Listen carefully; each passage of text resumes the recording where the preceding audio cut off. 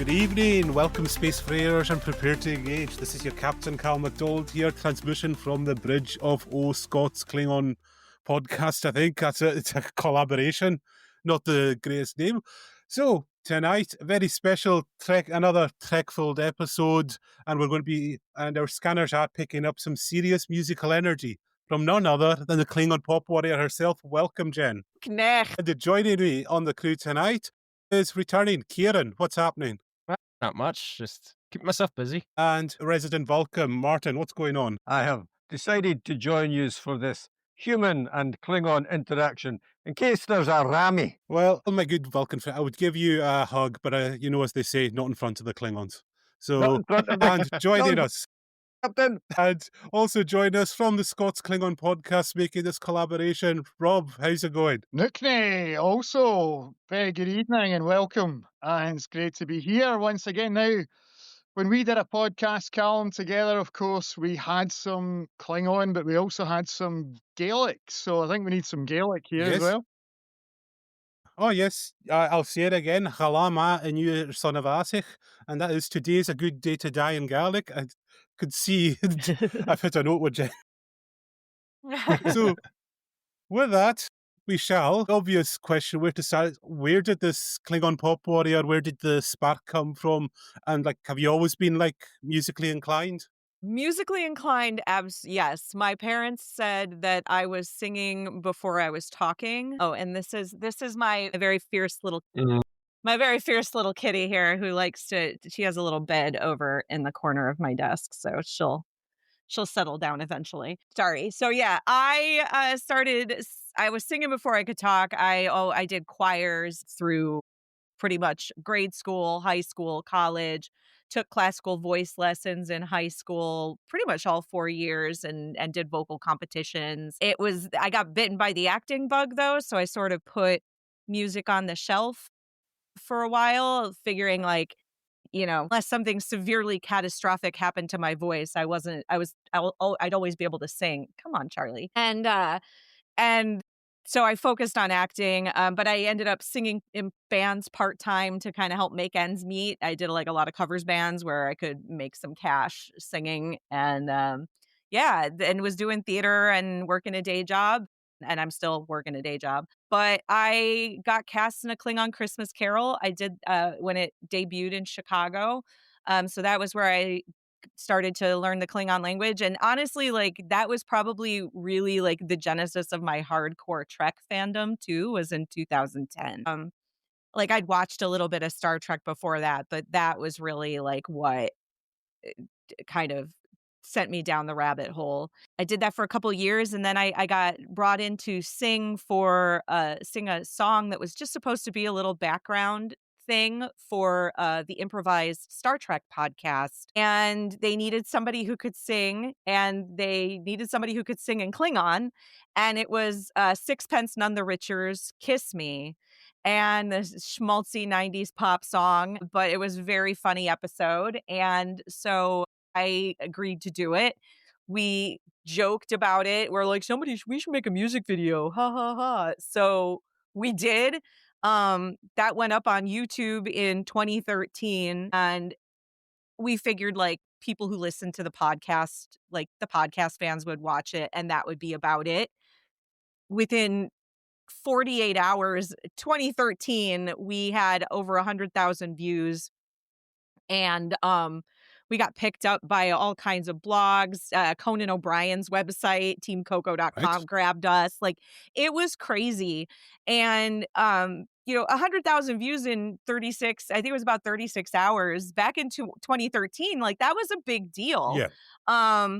And, it never really got much more than, I think we're still around 250 right now. It's really not a big thing, but it became sort of the thing where I was like, we should do more of these. And as a collective, we didn't have time, and I sort of put it on the shelf. And then a year later was when I had managed to collect 4 songs, and I was like, oh, I could do an EP.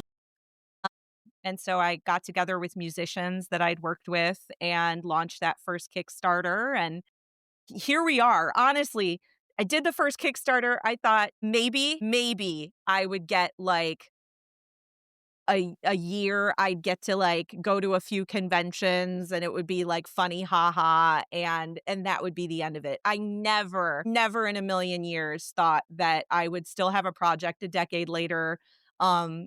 It was what got me the consulting gig, the Klingon consulting gig for Star Trek Prodigy. I started studying the language myself, so now I actually do all of my own song translations as well. And um, in 2017, I passed the level 1 Klingon language proficiency test. Like, it's been a crazy, crazy ride. And every time I think that I've done the coolest thing I could do, like the universe is like, "Oh, hold my beer, girl. We got you." Yep, I'm not going to say the line that it's been a bit of a long road for you. I'm not going to go there quite yet. Right, guys? Has. Yeah, right. Such a smooth head. Yeah. So, guys, if you want to join in, if you want to jump in with a question. How long, So how long did it take to learn Klingon? I mean, I will still to this day say I'm a beginner level speaker, like as far as being conversational, but I studied really, really, really, really hard for a year. Really hard to really like try to grasp the grammar. And there's still a lot of things that I have questions about. And there's some grammar points or like words and things. But I think that if you dedicate a year of your time to it, you will be able to hold a basic conversation with almost anybody and have enough grammar to be pretty freaking dangerous. That's Right.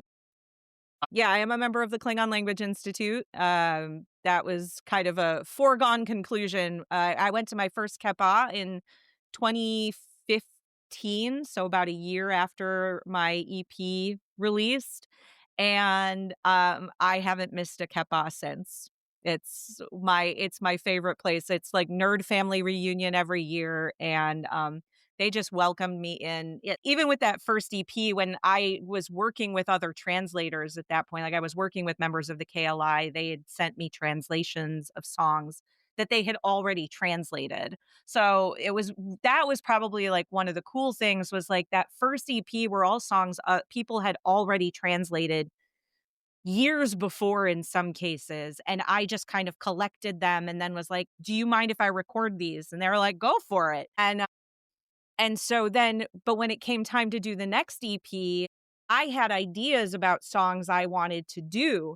And at that point, then I had established a level of credibility with the Klingon language community that I would do the language justice musically, vocally, and that I cared about singing it properly as well. And so I was able to ask people for specific songs. I was like, hey, I would really like to do this song. Would anybody be interested in translating it? And people jumped on it. And then by my third EP at that point, 2016 to 2017 was when I started really studying. So starting around 2017 is when I started being comfortable enough to start translating my own songs. And so my third EP, a lot of the songs on there were translated by me. And then fourth and fifth EPs were all translated by me, which was really, really Wow. cool. And I'm just curious, like, what's the process of translating some of these songs? And is it quite difficult, or is there, how much work I'll just take, for example, like, say the Frozen song. Like, yeah. Which I just didn't don't know. do. So I can't lay claim to All that right. one. That was translated by Felix Malmenbach. Felix actually is responsible for a lot of the heavy lifting with the Duolingo app, Yeah. All right. actually. Okay. The Duolingo app, it's so funny listening to the Duolingo app, like when it's like, listen to the phrase, or like, which is the correct one, because I recognize so many of the voices because it's all like KLI members. But that song was translated by Felix. So I All right. can't speak to what his process is Okay. there. But with mine, it's really interesting because it's so song dependent.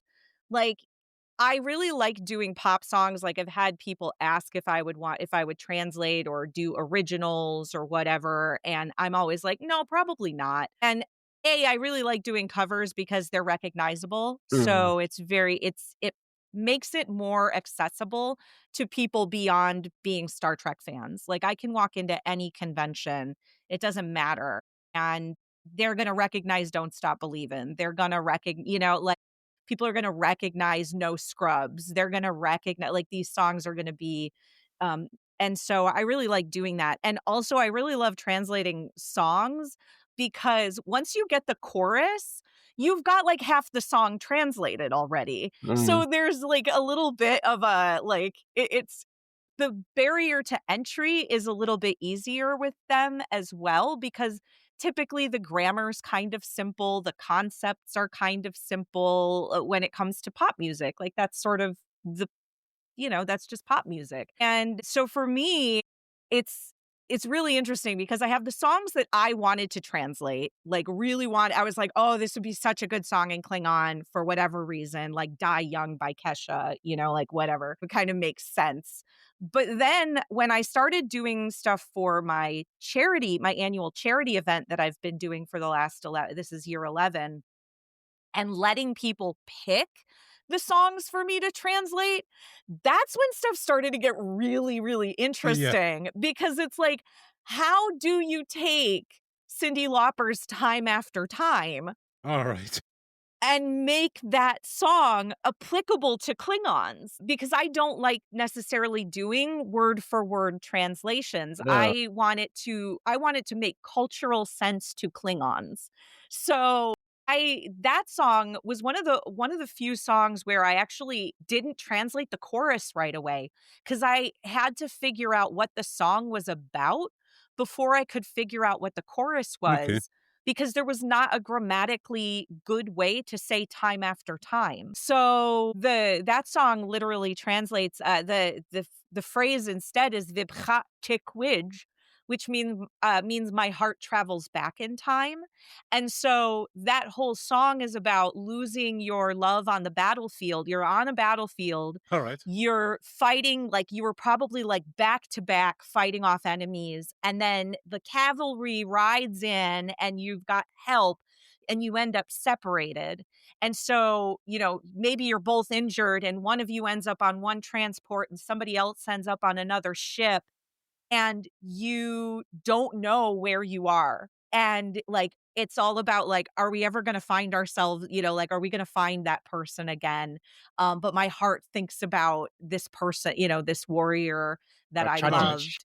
Yeah, my Chadich. But yeah, thinking about my Parmakai and where are they in the galaxy in that moment? So yeah, that's the stuff I think about. That So- sounds like So a like typical Gaelic say like song. we're not gonna take all right. We won't go to Gaelic music today. But we'll just say like so like we're not gonna take it's almost like perfect for Klingon, isn't it? That kind of rebellious fighting kind of spirit in it, yeah. Right. And that song really is about reflecting on a past love. So, like, it really just comes down to, like, there's reflecting on a past love as a human. Well, what is it like to reflect on a past love as a Klingon? And so that's sort of where I like to run with those songs. It's the same thing with like Seven Nation Army when I was translating that one, the White That Stripes sounds song. good. That song, actually learning what where that song came from and like what Jack White was thinking about as he was doing it was what helped me kind of figure out how the tack I wanted to take with that song because like when I found out, first of all, Seven Nation Army was something he misheard as a child. It was he misheard Salvation Army. And because he misheard Salvation Army, which in the US is like, I don't know if they're international, but yeah, in we the have them as US, well. yeah, they're, it's a charitable organization. And so he misheard that as Seven Nation Army. And so for me, I was like, well, what would be the equivalent to a Seven Nation Army for Klingons? Was like Molor's 500 warriors. Like like this is the story of Kalis and Lucara. Like that's what this song is, and it's about Molor and people speaking out of turn and trying to tear down their people, and they're gonna like go out and fight off Molor's 500 warriors and like scream on the mountains. Like, of course, it just makes perfect sense. Must be a lot of fun just like translating, as you said, these songs into like not just Klingon but Klingon culture as well. So to like follow up, what'd be like your most favorite sort of song that you've done that with? use your creative process? I think it would honestly, I think it is Time After Time. That is one of my favorite translations. And also No Scrubs. I really enjoyed translating No Scrubs and trying to figure out like what the Klingon equivalent of a scrub would be. Also, the Klingon equivalent of hanging out the passenger side of his best friend's ride. Like, what is that to a Klingon? Like, thinking about like those things is what makes me laugh. So many, like a number of folks in the Klingon language community, they aren't always familiar with the original songs that I'm doing, which I kind of love also. And so it reminds me of one of my really good friends is a big Weird Al fan. Now, and like I have a deep love of pop music, so I tend to stay up on pop music. But she's at this point where she does not care. And so she knows like all the Weird Al versions, but she's like almost never heard the originals. And I'm like, I kind of love this for you. So I don't remember what I was saying there. But have you done Gangster's Paradise then? Just to be related to them? I should not rap. I should not rap. I did a Lizzo song because it got voted on for charity one year. So I did Lizzo's Good as Hell, which was a lot of fun. But overall, I'm like, I should not rap. I should not rap, and I will never do another Disney song. I will never. Messing with the mouse is a whole thing. I just yeah. I get the feeling that Gangster's Paradise in Klingon would just have the brackets Sto'Vo'Kor.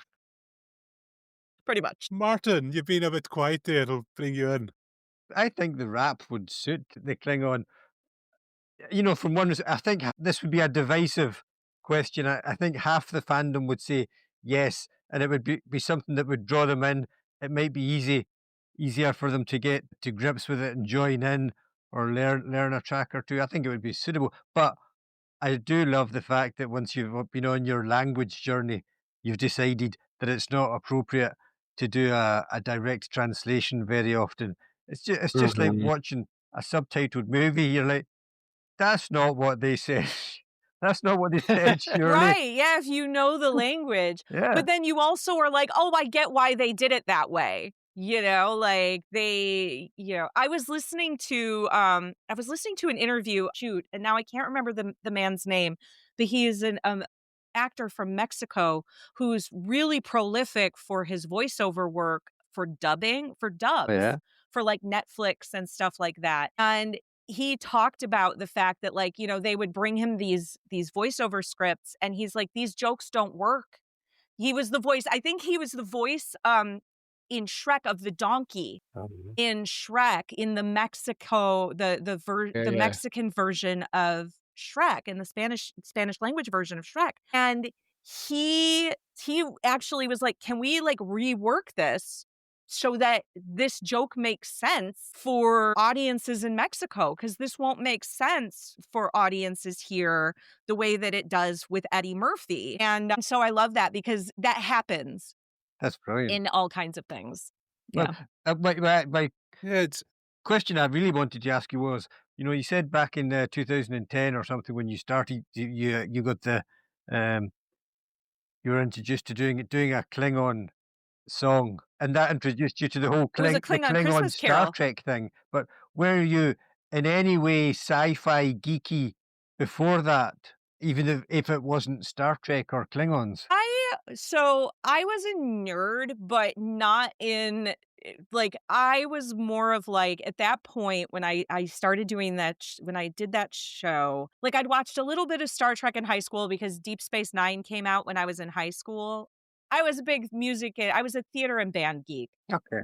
But like my friends and I played Magic the Gathering. I played Magic the Gathering when it first, like the year it came out. I actually recently just went through it because I haven't purchased a Magic the Gathering card since 1996. So a friend and I actually just went through my shoebox of cards and like, I've got some good stuff in there, which was pretty great. He discovered a Wheel of Fortune. I discovered like one card that's like a good like $350 card. I was like, woohoo! Wow. I don't know if I'm going to sell them or not. Maybe I'll just let them continue to age and let my, do it when I'm going to That's your die. Ferengi side. That's your Ferengi side kicking I in know, there. right? But Anything for a yeah, so cold like, pressed bar of Latinum, I don't know. right. Mhm. But like, so like I did that and board gaming, and like I was a big Monty Python fan, like me and my friends watching freaking, Holy Grail every weekend, like God, every yeah, that's summer, such a good film. I'm going to give you stuff like that. I'm going that. to give you And that instead of fist bump. Yeah, fist bump. Yeah, yeah. um and then and now for something completely different. What's that in Klingon? Ooh, well, Dach is now. What's the word for different? Is there a word for different? Differently, be different. Pim. Now, something is. Is that that? What about enemy instead of different Yeah. enemy? Enemy. I mean, Dach. You've got. Pim is the word for to be different, but there's also the adverb for differently. I'd have to noodle on that one, honestly. I'd have to noodle on that one. You cover quite a The few conventions around the place. Do you travel outside America as well for that? I would love to, frankly. I've got my passport. I just need the invitation. And an excuse, That's where you come in. to get out of the US. Yeah, indeed. The yeah, I did get to go to. I have friends in Canada, and so I've done a few conventions in Canada around Ontario at this point, which has been awesome. I even went up there for one of my friend Peter. I sang for his wedding, which was amazing. They had like a cosplay wedding, and it was so much fun. So yeah, I like to travel. I'm excited. Actually, this year is for the first time since 2018, a Klingon Christmas Carol is getting produced again. They finally sorted through all of the legal stuff to to get it in the hands of the Klingon Language Institute. So now the Klingon Language Institute holds all the publishing rights and everything, and it can be produced again. So my friend Chris, who is one of the co-creators of the show, is producing it in Seattle, Washington in December this year. And I'm hoping I'm going to get to travel to perform. I think I'm going to be performing before or after one of the performances. So stay tuned for that. I will be performing at a convention in the Chicago area called WindyCon, which is hosted by the Illinois Science Fiction Association. And that's in November. I'll be doing a performance for that. They have a really good like filk track, like a good music track there. And then I will also be doing running karaoke, which I love to do, like doing like running a karaoke night.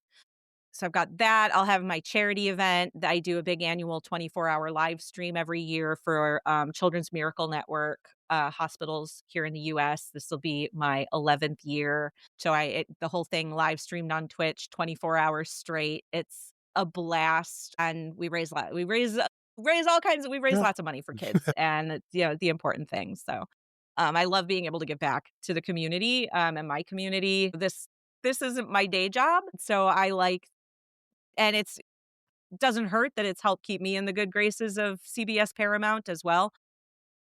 And they gave me a job instead of suing me. But yeah, like the fact that I pretty much, after all my costs are covered to like keep the music up online and like, keep my wigs in good shape and stuff like that, I donate the rest of the money to charity. So That's pretty cool. I was going to ask that, the whole being the consultant for Paramount on Prodigy, how did that come about? yeah, it's kind of a crazy story. So let's see if I can do the short version, or maybe not so short. I went on the Star Trek cruise a few years in a row, 2018 to 2020. And after the last cruise, I was sort of at this point where my project was like 6 years old. And I was really starting to like hit a wall with how far I could go with conventions, because I don't have representation. I was afraid to get representation for conventions because I'm like, I'm not in this to make money. And agents want to make money. Like, they want you to get the highest amount possible so that they can also get their dime. But a lot of conventions won't take you seriously without representation. And so I knew some folks who knew the VP of brand management at Star Trek. And so they were like, just find his email address and send him an email.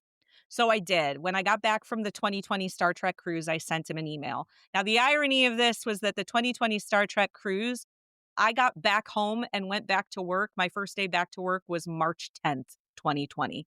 The Star Trek cruise went March 1st through March 8th, 2020. By the time we all got back from that cruise, A, we're freaking lucky that they let the ship into the harbor. B, less than a week later, the whole world was in lockdown because of COVID. Yeah. And so, but I emailed the VP of Star Trek brand management, and he emailed me back within 20 minutes. And I pretty much was like, you probably don't know who I am, but like, this is what I do. And this is, what do I need to do to stay good with you all? Like, I just want to sing my silly songs at conventions. Like, that's all I want to do. But I'm having, and he was like, I don't want you to be worried, but I know who you are. I follow you on social media. And I was like, oh no. And he's like, and what was really funny was it was something like, I'm taking my son to the orthodontist right now, but I will write you back in about an hour and a half. And sure enough, he did. And I was like, holy crap. And so he wrote me back and was like, I've been trying to come up with he's like, I've been paying attention to you over the years and I would love to figure out a way to use you. I don't think a licensing deal makes sense for you or for us as a brand. Like, that doesn't make any sense. But like, let me think about it. There's also some other stuff going on. Well, what I didn't know, besides COVID happening then eventually, was that was during the Viacom merger for CBS and Paramount. And so once I realized that was happening, and then COVID, all of a sudden we go into lockdown, I was like, I'm not going to hear from him anytime soon.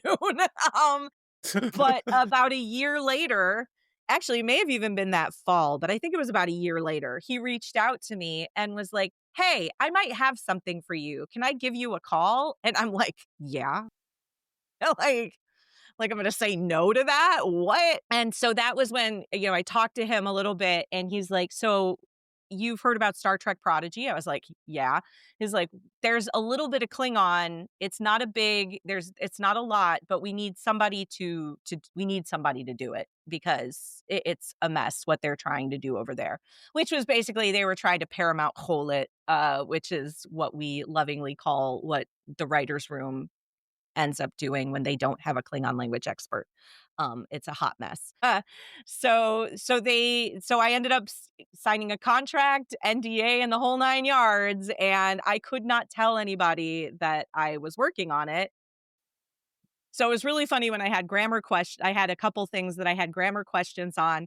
So I pretty much reached out to friends in the language community with alternative requests, trying to say the same thing, but using it in like a song lyric or something like that, and being like, is this right? Is this grammatically correct?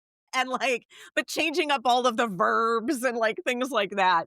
And they're like, yeah, no, that's right. I was like, great, thanks. And then I'd go back and like finish my thing. And yeah, it was really crazy. The year the show came out, we were doing an online Kepon, and they had just done an interview on like Comic-Con at Home or something like that, where they talked to like Kate Mulgrew and like the producers and a couple other people, and they and Ella Purnell was on it as well. And okay, nice. They were like, yeah, they brought her in.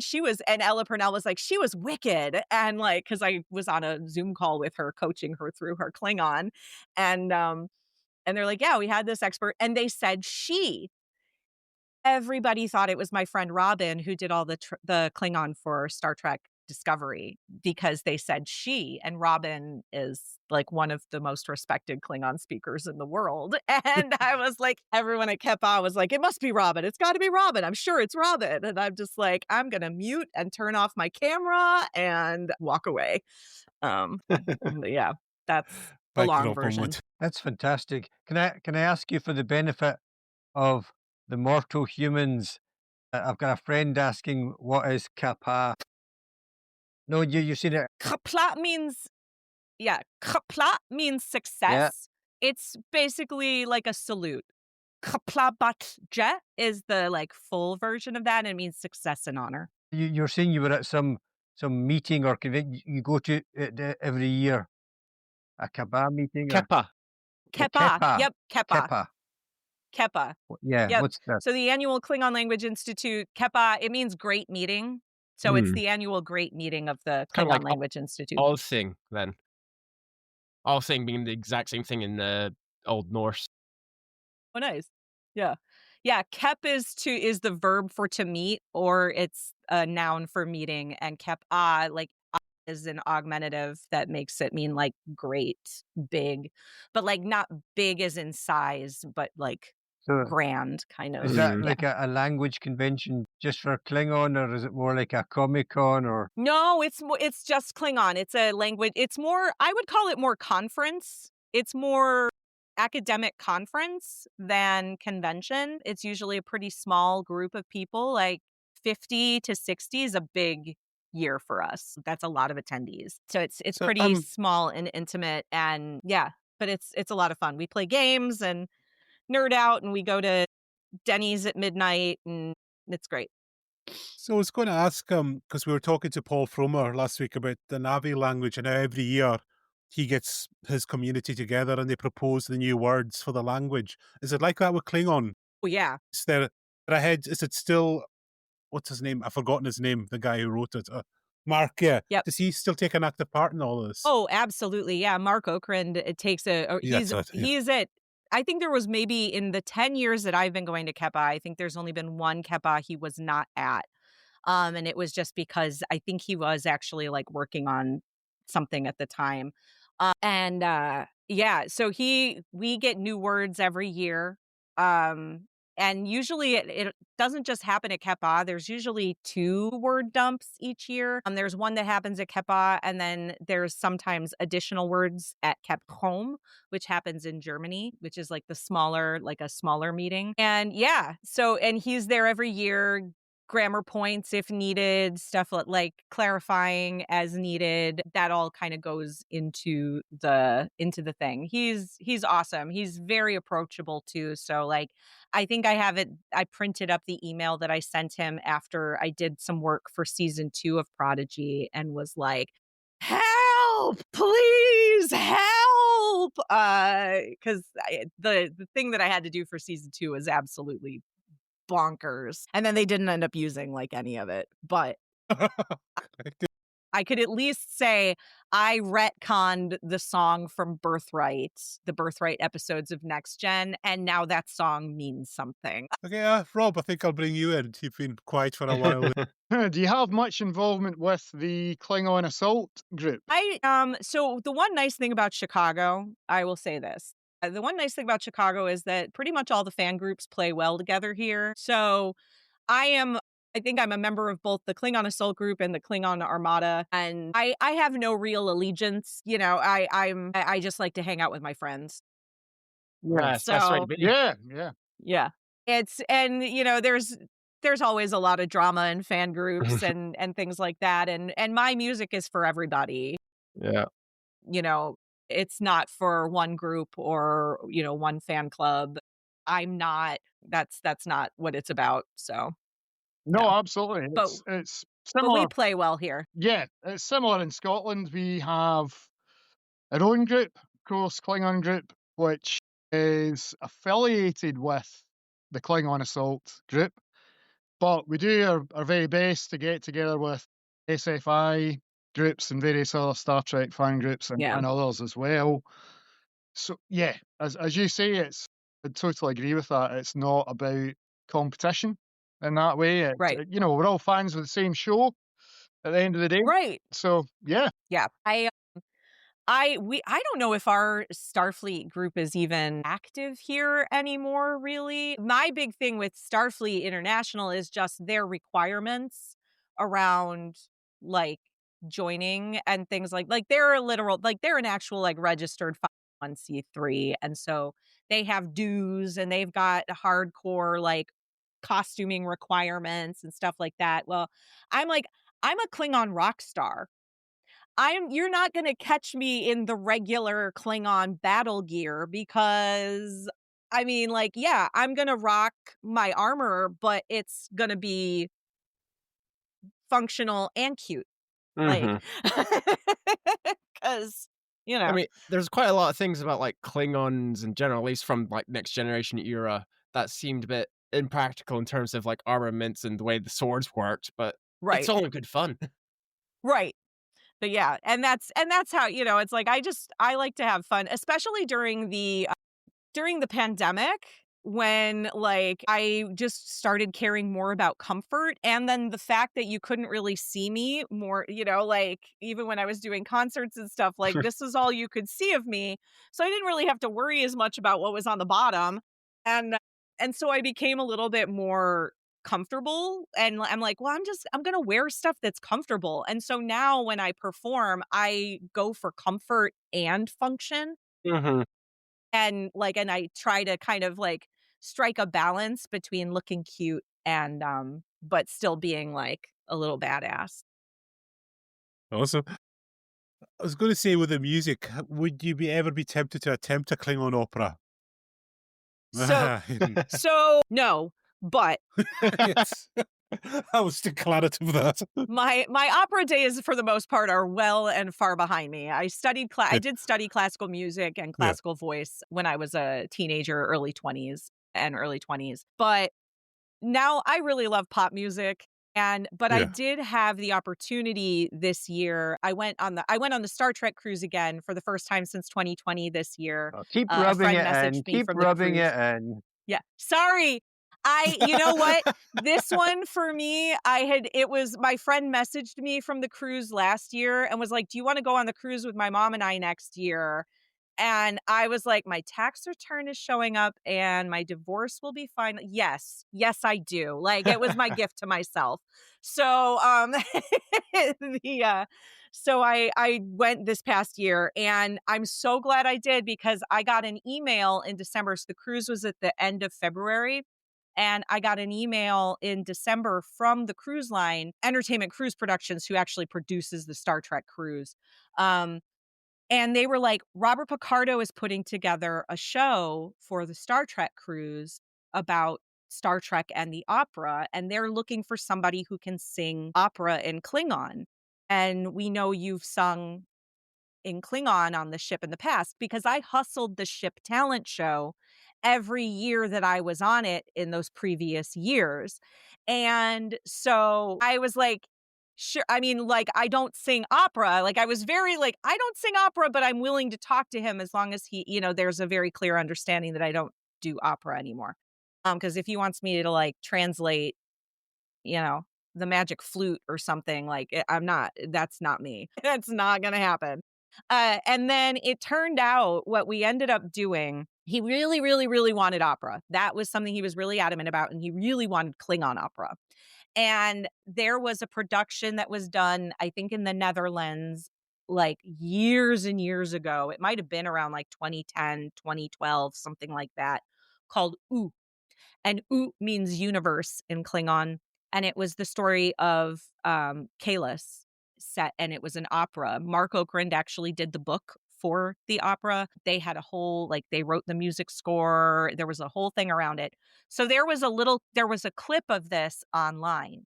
And so Bob was like, "Can you do this?" And so sent me this clip, and I'm like, "Okay, yes, but like I can hold my own as a singer, but I am not that woman. Like that woman is amazing."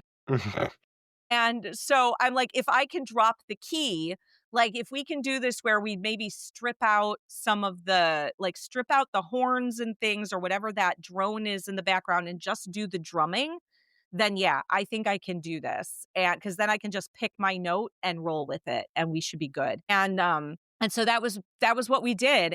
And I got to sing with Robert Picardo, and I sang a piece of Klingon opera on the cruise in front of two audiences of almost 1,200 plus people. Oof. it was insane. And I got to sing with his friend also, who's this wonderful, wonderful gentleman. His name's Arturo Chacon Cruz, he is, if you're familiar with classical music, the three tenors back in the day was Placido Domingo, Yeah. Luciano Pavarotti, and Jose Carreras. Arturo is part of the modern three tenors. He literally performed as one of the modern three tenors this past summer in Vienna. Wow. He is one of the top 3 operatic tenors in the world right now. And they also had me translate the last verse of Hallelujah by Leonard Cohen. And I got to Wow. sing with him on stage. And it was one of the most magical experiences I have ever had. And that's where, like I say, like every time I think I've done like the coolest thing, like the universe is just like, wait a minute, we got one more for you. Wait a minute. The 15-year-old me who was watching the three tenors, and studying classical music and just loved opera as a kid, to have that experience, I felt like I was really like standing on the shoulders of all the choir directors and my voice teachers who really believed in me, and getting to do it with something that is so silly, but something that I understand how silly what I do is, but I also take it pretty seriously for the comedy. Um, but to get to do that was really, truly, a once in a lifetime experience that I will never, ever in a million years forget. I won't. So Wow. When you're doing these, And I'm just going to say, Martin, when you're doing these cruises, I just had to say to you, jealousy's not very, sorry, Martin, jealousy's not very logical that you were showing earlier. So. when you're doing Would you ever do these cruises, Martin. sorry, when you're doing these, Jen, are you just a paying fan to get on something where you go up on the stage when they say anybody want to come up now, or are you like a crew member for the entertainment crew, just doing something? Or I have been trying to get them to give me the time of day. And so a huge reason why, when this got put on my plate by the cruise company specifically, because I've been trying so hard to, like, over the years, to like get them to pay attention to me, I was like, I will figure out how to do whatever it is that Bob wants me to do. Like, I'm gonna figure it out, because like, and I'm gonna do it. I'm gonna do it well. I'm gonna be professional about it. I am gonna, like, I'm gonna show up. I will have, yeah, and like, I'm gonna know my stuff. And so, because like I want the opportunity to, like, I would love to do a performance for them. I would love the chance to like host a karaoke night, do a performance, teach a Klingon language class, but I just haven't been able to get them to give me the time of day in that regard. So, like, I was hoping that once I got the Prodigy credit, that might kind of like help a little bit. And I think that now it's kind of just a matter of wearing them down a little bit more. But for me, like, if I'm paying to be on the cruise, I'm taking full advantage of every opportunity as a paid member that's going to be presented to me. So if that means hustling the talent show again next year, that's what I'm going to do. Like, I'll sign up for the ship talent show and I'm going to go do it. And like, what are you going to do? I paid to be here. You're not paying me to be here. And so, like, I'm going to make people want me until you hire me. Good strategy. I'm prepared Yeah. to say I'm going to speak to the Vulcan Council, and no Vulcans are going on that cruise until you're a crew member. But it's so funny, because that has been this whole project from the day that I did it. Getting my foot in the door at conventions was so hard, because and I think a lot of the folks in the music communities for conventions, like, I've started to talk about it, and they are starting to understand that they have put up a barrier to entry for people, and they're starting to get better about it. But like, I would try to submit to conventions to perform, and they'd be like, well, we've already got everything booked. I'm like, what do you mean you've already booked everything? They just posted yesterday to submit. And they're like, well, yeah, but we have people email us. Well, how was I supposed to know that if you don't put that on your website? And so I spent a lot of time signing up to do panels. Yeah. And so I would get myself in as a panelist doing a panel about Klingon music.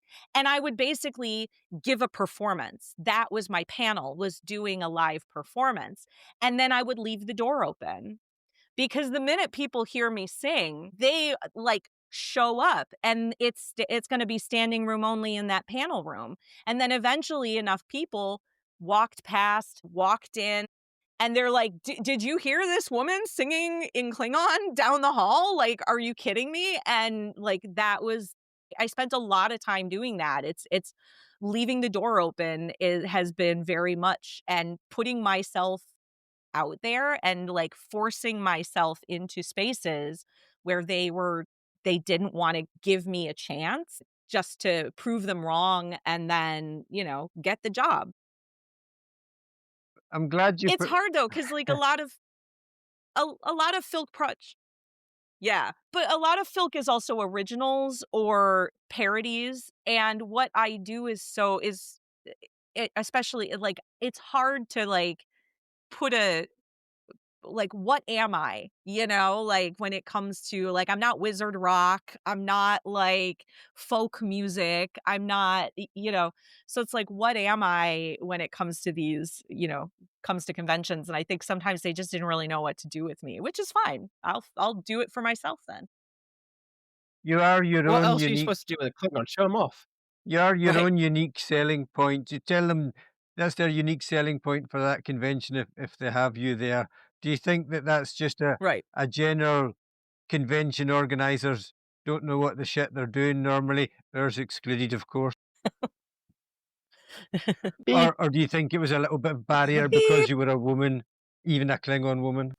I don't know if because there are actually a lot of women involved in the Filk community and organizers as well. But I've personally noticed, like one thing that I've also noticed is it's a very white space. And so like I would love to see more Filk artists of color, and not just women, and women are like I think it is a pretty good mix of women and men for the most part nowadays, but there is still, I think the community has made itself very insular. And for whatever reason, it's like a lot of the same people are running these different conventions or performing at them. And then they forget that there are new people out there trying to do things that might be different, that might not be what they think of as filk, or traditional, but like they're out there doing it. And if you don't let them in, you're gonna stagnate,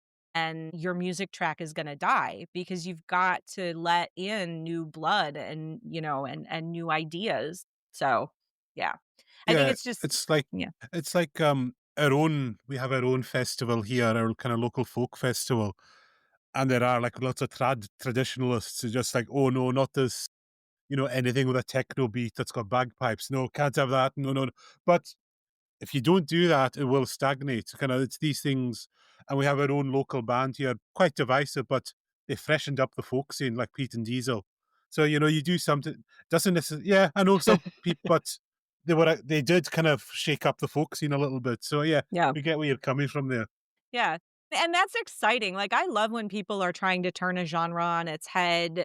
Like I love the blending of genres. Like a lot of like I did when I did Cha Cha Cha, I mean, that was like a EDM metal song that we took and turned it into an acoustic cover. And like I love doing stuff like that. Like that was sort of the original genesis of the project, was acoustic music, acoustic covers of these pop songs, because I was trying to invoke this idea of like warriors in deep space on a long mission. And it's like they've got some downtime. It's like their shift is over. So they're like, sitting down in the mess hall with a thing of blood wine, and somebody pulls out a Les Paul, and somebody pulls out a drum and a guitar, and they sit down and they start singing love songs of home and like pining for their loved ones. And so that was the original concept, was a very stripped down. It's also cheaper. And in those early days, I had no money. And so I had to like think cheap. So acoustic was cheaper than doing like a full, drum kit and electric guitars and basses and keyboards. And, it's like, no, let's keep it simple, stupid. And that was great. Just not far off time. So what I did have prepared, we're going to do a quick fire of all the panel. And I think, Martin, I'm going to start off with you with the first question. And it's Federation or Klingon Empire, and you've got to justify in one sentence. Well, I thought I was going to ask a question. So you're asking me the question, and the question is... Yeah. What's the question? Federation or Klingon Empire. What would I like to see? And you have to justify with just one sentence. Yeah. I think I would like to see a nice mix of both, The Federation's a bit pussy. I think we need some Klingon stuff in there to oust us up. So yeah. I think that a mix is my answer. Sorry to disappoint there. Okay. All right. Kieran, Federation or Klingon Empire? Klingon and you've got one sentence. Oh, yes. I think this is going to be a resounding victory. Rob? Surprisingly, Klingon Empire, because it's steeped in honor. All right. Don't forget the blood wine, the gach, and the romantic poetry. Is Jen going to surprise us with her answer? Klingon Empire. Right. Really, we're warriors. Yeah. End of story. Glory and honor. Okay. Next up, Enterprise or Defiant, Martin. I'm just too traditionalist. I'm going to go with the Enterprise. It's it was the beginning. That's it. Kieran, you're up. Which version of the Enterprise? I'll let you pick one if you go for the Enterprise. Ooh, I'm on the fence there. Right. Enterprise E, because I've always loved the Sovereign class, sleekness. But if it was standard Enterprise like NE versus Defiant, then arguably Defiant. Yeah. Interesting you said the E. I never heard anyone say they like the E. I love the E. That's the Sovereign's my favorite. Right. All right. Rob? Defiant, because it's better at dealing with wormholes. Oh, yeah, that's true. Also, it's designed to fight the Borg. Yeah. It was like literally Sisko's just got pissed off at the Borg, so he built a ship just to go and blast them to smithereens. Jen? Yeah, I'm a big fan of the Defiant, honestly. That's a lean, mean little ship that will mess you up. That is a Klingon ship. Yeah. Right. I used to run a Star Trek role-playing on Discord a while back, and the first ship I ran was the Defiant. All right. Yep. She's a lean, mean little fighting machine. Next one. Favorite captain, Martin. Ooh. Oh my God. I wish I'd seen these questions beforehand. Well, that was the point. I wanted to surprise you all. Not Jonathan Archer. Not that I've got anything against him, but he just always ends up in this kind of angsty, fed up kind of mode, a kind of moany thing. So I think probably Picard. All right. Good answer. Kieran? Sisko, because he would never leave his amphibian Warp 10 fish babies abandoned. He would teach them baseball. Rob? Turk, best at chewing the scenery. Jen, you're up next. My favorite captain, honestly, I am a Janeway stan. Right. I love Captain Janeway. She was a warrior, and she was put into an impossible situation where she had to make choices that no captain had ever really anticipated making, and she did the best she could. Yeah, we're not going to talk about... And we don't talk about salamander babies. Or Tuvix. Or Tuvix. Yeah. Yes, we're not going there. We're not. I'm going to decide. I got to decide. I'm going Sisko, just because that episode Trouble with Tribbles, when he's talking about all the things he would like to ask Kirk about. The one of them is, what was it like to fight the Gorn? So basically, on his mind, what's it like to punch a giant lizard man in the face? That's what he really wanted to know. Sisko is a fanboy, that episode. Yeah, he is. So, here's a good one. What's your go-to Star Trek comfort episode? Not your best one, but the most comforting, Martin. Comforting. If you're feeling down and you just need a pick-me-up, what episode would you go for? Oh, but chibies. I'll expand it to a movie as well. You can, an episode or a movie. I don't know. I'm going to go back to the original. I can't remember the name of it, but one of the band ones where the aliens have got big heads, and they're just making us imagine that they're shooting the rock. They've got out the phaser cannons, and they're all blasting the shit out of this rock face, and there's no way they're escaping. Battlestar Galactica. No, it's just one of the original series. It's like episode 1 or 2, and it was originally not shown. Is that the Telosians? Is it Telosian?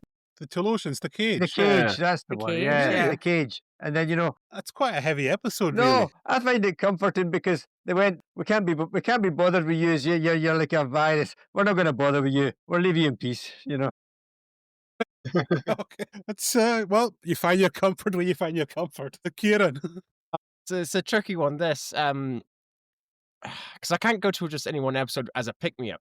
So in terms of pick-me-up, I'd probably go Wrath of Khan as the film. I really enjoyed Wrath of Khan because who doesn't?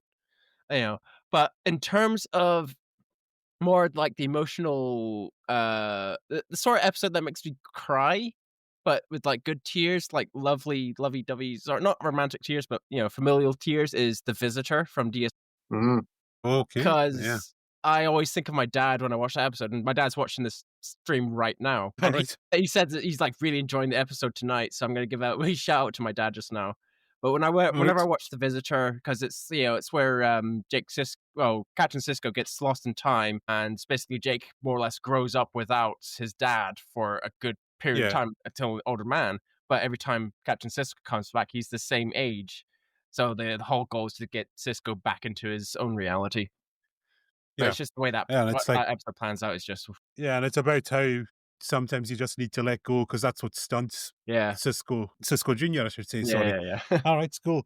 Rob, you're up next. Gonna go with either a piece of the action, because I like the gangster element of that, and the original crew have been involved in it, or the Magnificent Ferengi, which is just Yes, already. brilliant comedic take. It's just the Ferengis in top form. And Iggy Pop as well. And What Of more course, do you want? yeah. I hate Ferengi.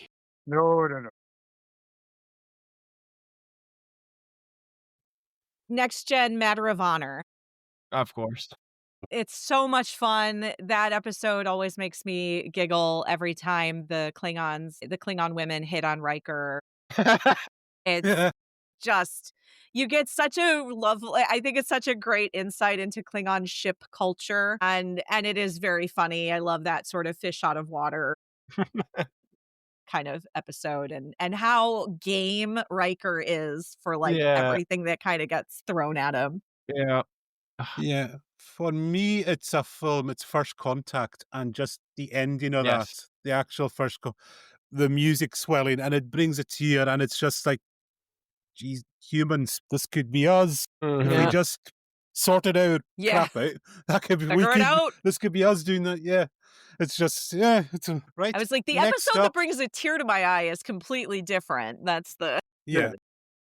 Well, we could go there. Yeah, we'll go there.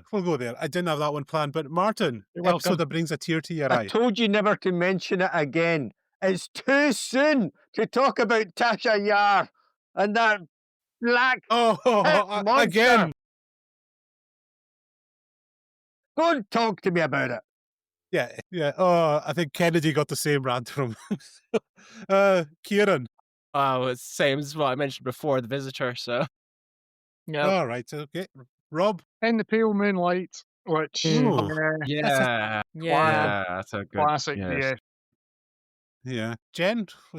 mine your is a tearjerker? DS9. Mine's a DS9 video or episode as well. It's Once More Unto the Breach. I had Yeah. Oh, yeah. my grandmother had dementia when she passed, and there's something really, she was a fierce little woman, and there's something really incredible about that episode, just like that idea of what happens to an aging warrior when they can't fight anymore, and it never fails to like bring like that moment when Kor like just goes out in that blaze of frickin' glory and is like, it's a really moving episode. That's the one with where Martok at the end, he originally had a sort of vendetta against Kor, but then by the end of it, they sang him basically a funeral song, didn't they? Yeah. Yeah. Yeah. For me, Far Beyond the Stars, it's that moment at the end where you just start to hear his voice quiver and you just know it's about to come. Even though you know it's coming, it's just so impactful, that episode. Like, you could talk about that episode, you could analyze that episode in so many ways, I think. And it's sadly all too relevant still, that one. Yeah. Yeah. They had a lot of good episodes like that in Deep Space Nine. Yeah. Up next, Martin, your favorite Klingon. Ooh. Now, you've got to be mindful of your company tonight as well, I think. I think Being a Vulcan as well, you know. I think Gen Bomb. Yes, Gen Bomb is my current favorite Klingon. No. Yes. They're good. That's my favorite. You're sticking with it. He's not going to shift. Lean in. Right, That's great. Cian. The big man himself, General Martok, now Chancellor Martok. I mean, come on. I actually sort of grew up prior to DS9. I grew up on playing a lot of Star Trek Armada 2, and he is the main guy you play as in the Klingon campaign. And just hearing his laugh when you just press the cloak button, it's just. And he's also awesome in real life. Is it J.J. Hertzler? Yeah, J.J. Hertzler. Yeah, he is such a cool guy. Rob? Yes, Martok as well. He's the Klingon's Klingon. He's the most relatable, I think. Close contest. It's a big soft spot for Worf. But, yeah. No, it has to. But yeah, you actually see Martok win a few fights. Yeah, he's a badass. Jen, your favorite Klingon? The joke answer is Jadzia Dax. Of course. Yeah. Who I think is a better Klingon than Worf most days. Yeah. But the real Klingon answer for me, I absolutely love that episode. Shoot, I can't remember the episode name off the top of my head. With Grilka. House of Quark. Yes. House of Quark. Yeah, that's a good episode. Bless her heart. Bless her heart. Take it over her house. I love that. I'm actually going to go because he was sort of the original. It was Commander Krug from Star Trek Lloyd. 3. Yep. Because he was basically, he set the template for all the Klingon cosplayers, basically. There's a lot owed to him. And he was he the first one to actually properly speak Klingon on screen? Yeah, he was. In sentences, He cared too. He actually, like, Mark will tell that story. He really cared about getting it right. Yeah. So what else do we have? All right, and this one, just very quick, favorite Klingon episode. Martin. That's too hard. Can ruin the others and come back to me on that one. All right, Kieran. Well, I think the first one that pops to mind. Well, it's hard to kind of really pick, but I think when the Klingons were either laying siege to DS9, but another one that pops to mind is when I think Worf is on the Rataran. He's like second commander. He's like second commander to Martok. Yeah. He tries to rile them up, and even attempting a "Quake in the spook, Lord." Yeah, get him on the go. Rob, you're up. Yes, already been mentioned. I'm going to go with House of Quark because I think it's the comedic element of it with Quark as a Klingon and Grilka, and I just think that's perfect. Jen, your favorite Klingon episode? It really is Once More Onto the Breach. That's that one is it's the one that brings a tear to my eye, but it's also one of my favorites. I think it's Way of the Warrior for me. That is just epic, and Klingons are plenty in that one. So with that, I think we'll finish up. Are you still thinking we haven't got Martin's? I'm completely lost on that one. I have no idea. Too much. Do you need a mind meld? Do you need a mind meld here? Exactly. I do want to ask another question to Jen though, if I can. Yeah, well, let you. Which is how can we find out where you might be in 2026 or 2027 without appearing, like we're stalking you to find out if you're going to be at a convention or something? Like I've got cousins in Yeah. Toronto. So if you were going to be at a convention in Toronto or something, I might go there. But how can we find out where you're performing in 26, 27? KlingonPopWarrior.com is probably the easiest way to remember me and find me. I've got links there. I usually have like a latest news thing at the top that'll tell you the next convention or live performance that I'm going to be at. I think I'm just some stuff just got added recently, so I have to update it. It's also got links to all of my social media. You can find me on Spotify, Amazon, iTunes, all the things to find my music. Bandcamp is the one that gives us the best margin, just as for any musician. So follow like all your favorite indie musicians. Go to Bandcamp if they've got a Bandcamp. And yeah, I'm on a lot. Basically, I'm on every social media. If I'm not at Klingon Pop Warrior, I'm at Klingon Pop on pretty much everything. And All right. Okay. All right. That was actually quite Mhm. well timed there, Yeah, Martin. yeah. A good way to finish us out. So, just any final thoughts, guys? Just a big thanks to Jen for coming on. yeah, It's been a absolutely. blast. We've loved it. Yeah, Well, thank you. all right. Okay, that's great. Well, unless you want to sing off, but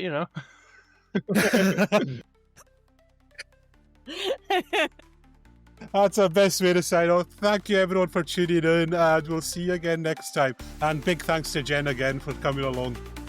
Kapla! Kapla Kapla! Jen! Right.